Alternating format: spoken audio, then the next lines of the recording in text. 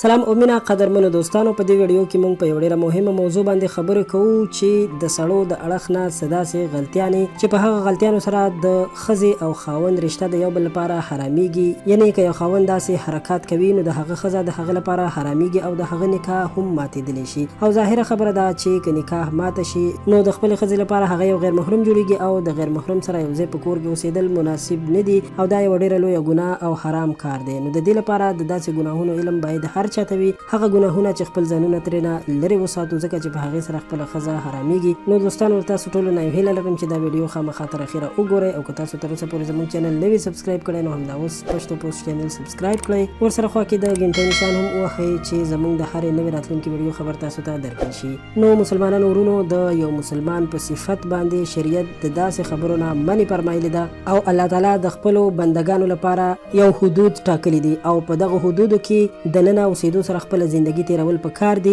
قرآني تعلیمات مسلمانانو ته دا وایي چې هغوی څنګه خپله زندگی تیره کړي، خو اکثر د کمیلمۍ د وجې نه موږ دغه حدود او ټاکلې لارې هم ختموو او لوی ګناهونه کوو. نو دوستانو د ډېر زیات احتیاط ضرورت دی چې هسې نه خپله ښځه در باندې حرامه نشي. دوستانو په دې کې لومبنۍ د ټولو نه اوله چې کومه خبره ده هغه د مذهب په حوالې سره ده. که د ښځې او خاوند نه کوم یو فریق هم اسلام پرېږدي او بل مذهب اختیار کړي نو د دوی نکاح به همیشه لپاره ختمه شي او که دوی بیا هم یو بل سره اوسېږي نو دوی حرام کار کوي او د دوی لپاره یو بل حرام دي. قدرمنو دوستانو، تاسو به اکثر لیدلی وي چې زیاتره سړي چې بهر ملکونو ته لاړ شي نو هغوی هلته یو غیر مسلمې ښځې سره واده کوي چې د هغې نه وروسته بچي هم پیدا کېږي، خو وروسته ورته معلومیږي چې دغه جینۍ خو اسلام هم نو قبول کړی او هغه په خپل مذهب باندې قایمه ده. نو تاسو ته به معلومه وي چې په اسلام کې د دغسې واده اجازت نشته دی، نو دا ښځه اوس په ده باندې حرامه ده. که څوک داسې واده کوي نو دغسې ښځه د ده لپاره حرامه وي ځکه چې په اسلام کې د ښځې او خاوند دواړو مسلمانېدل وړومبنی شرط دی.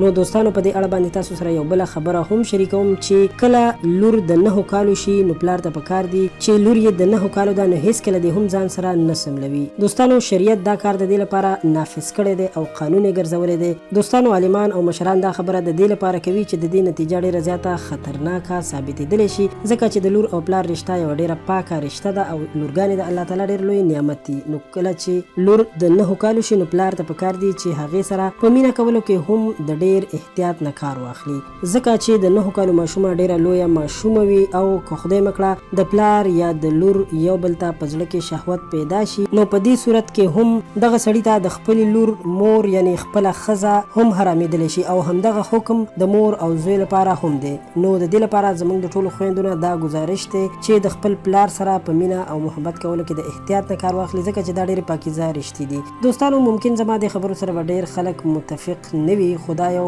کوټلی او رښتینی حقیقت دی ځکه چې نن سبا ډېر زیات مشکلات او لانجې د همدې نه هم پیدا کېږي او موږ زیاتره داسې لیدلي هم دي چې د پلار او لور ناروا تعلقات پیدا شوي دي او بیا ډېر ستونزمن تمام شوي دي. دوستانو په دې کې درېیمه خبره د سخر او د انګور رشته ده چې په دې کې هم د ډېر زیات احتیاط نه کار اخیستل پکار دي ځکه چې دا هم ډېر زیاتې پاکې رشتې دي خو د دې رشتو لپاره څه حدود ټاکل شوي دي او د دغه حدودو په باره کې باید هر سړی ځان خبر وساتي او که خبر نشي نو ډېر مشکلات پیښېدلی شي. د دې لپاره که ځینې سخر او انګوریانې په کور کې یوازې وي او مجبوره وي چې یوازې وخت تېر کړي ځکه چې اکثره وخت خاوندان بهر ملکونو کې وي نو که خدای نخواسته داسې څه صورت پیدا شي چې یو بل ته د شهوت په نظر باندې نږدې شي نو په دغه صورت کې هم دغه ښځه د خپل خاوند لپاره حرامېدلی شي. قدرمنو دوستانو، باید موږ تاسو د دې خبرو ډېر زیات خیال وساتو. یوه خبره په یاد ولرئ چې زما خبرې په ځان باندې بدې مه ګڼئ، دا یو حقیقت دی او دا حقیقت زه غواړم چې ټولو ملګرو او پښتنو ته یې څرګند کړم. قدرمنو دوستانو، الله رب العزت دا دعا کوو چې الله تعالی دې موږ تاسو ټول مسلمانان په خپل امن او حفاظت کې وساتي او الله تعالی دې موږ تاسو ته د دین رښتینې سمج او پوهه رانصیب کړي. دا یو بل ویډیو پورې د تاسو نه اجازت غواړم. په لوی الله مسپارم، په دعاګانو کې مې یاد ساتئ. ډېره مننه.